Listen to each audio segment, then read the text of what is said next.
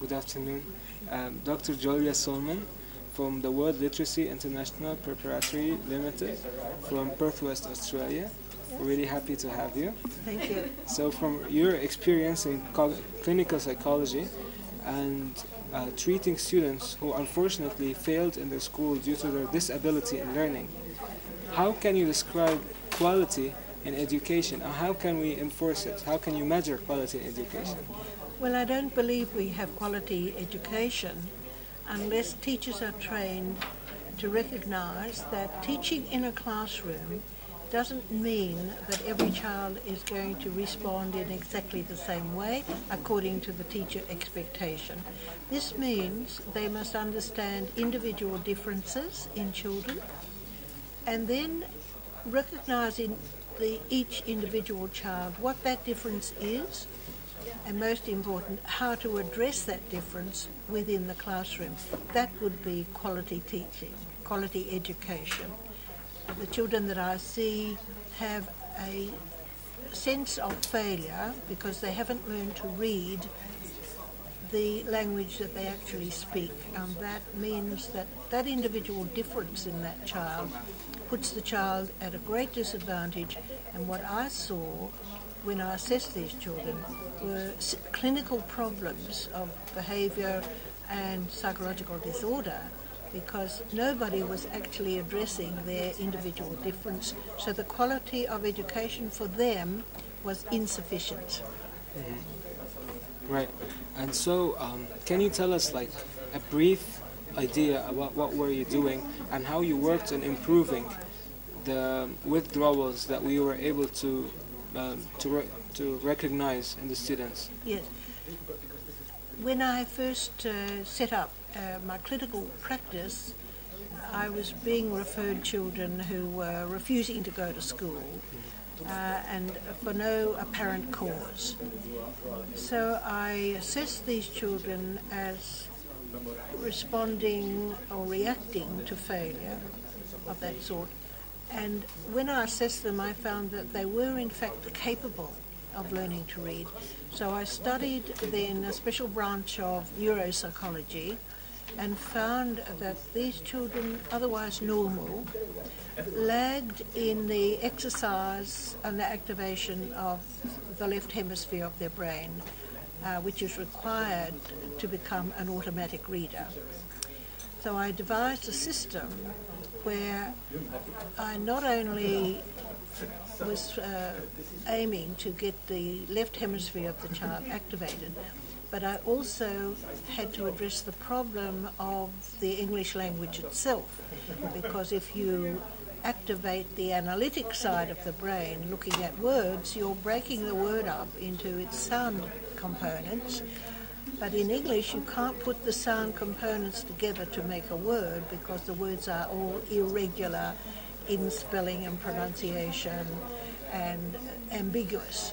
So a child, even using the sound-by-sound reading, which activates that part of the brain, was confused because they couldn't make a sensible word of joining the sounds. So I devised a system where the word would be broken down into the sounds, but the sounds would be made reliable. The speech sounds of each word would be made reliable and unambiguous by putting a pronunciation code overwritten on the actual text. I took that code from the International Pronouncing Dictionary, which you cannot transfer to written text in English without, well, you'd have to learn a new alphabet. And this is beyond the range of young children learning to read.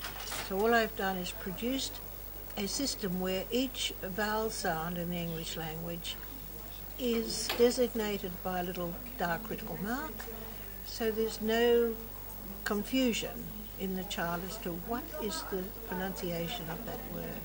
And that has worked for all these children who were previously failing. So you think that this system is useful for second language speakers, for people who can't access a good level of English teaching? Yes, it works extremely well. I've used it in non-English speaking countries, and in my own country, where children are still failing even though their mother tongue is English. They're failing to learn to read, but so it's essentially for anybody who wants to learn to read English, that is, read it aloud, so that the pronunciation of the words is correct. And the research we've done has also found that correct pronunciation of a word leads to better comprehension.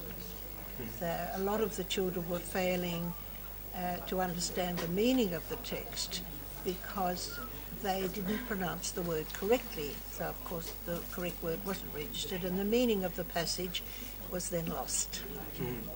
So, Dr. Julia, you also said that you had the chance to teach teachers? Yes.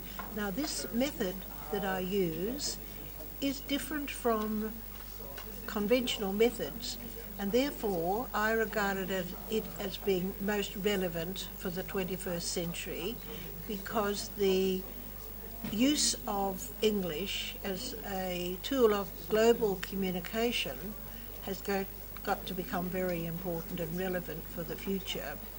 So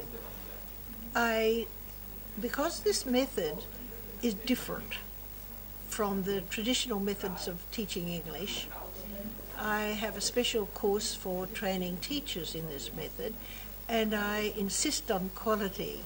It is the only course in Australia accredited for literacy education.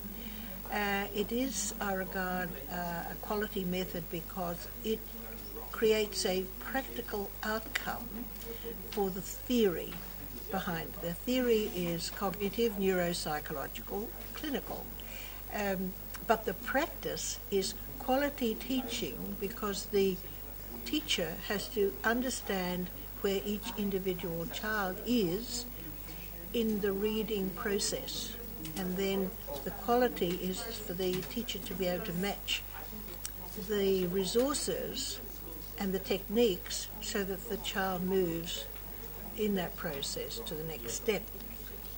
Right. Excellent. So now suppose you're standing in a class and teaching some of the teachers.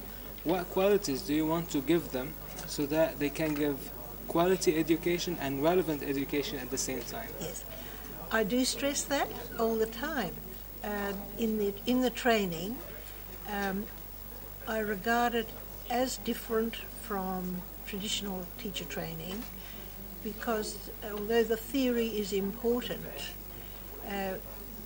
the skill of the teacher and the competence of the teacher to understand where and the relevance to each individual in the classroom is in this process, so that the teacher is not teaching to a classroom where maybe 50% is not relevant, because it's not matching where they are in the reading process. So the skill that I want these teachers to be able to present is that they see an individual child and they know exactly how to address the readiness for that child for the ongoing literacy. And so I expect that skill. I expect the skill of having the correct resources always available for, not for the classroom, but for the individual child who's identified as needing that particular resource to move on. So these are the qualities that I insist on in the training of teachers for this method. Right. Dr. Julia Salmon, we're really delighted to have you today. Thank you very much for this opportunity that you gave us to speak to you. Thank you for all the valuable information you provide us. Thank you very much for the opportunity. Great privilege for me. Thank you.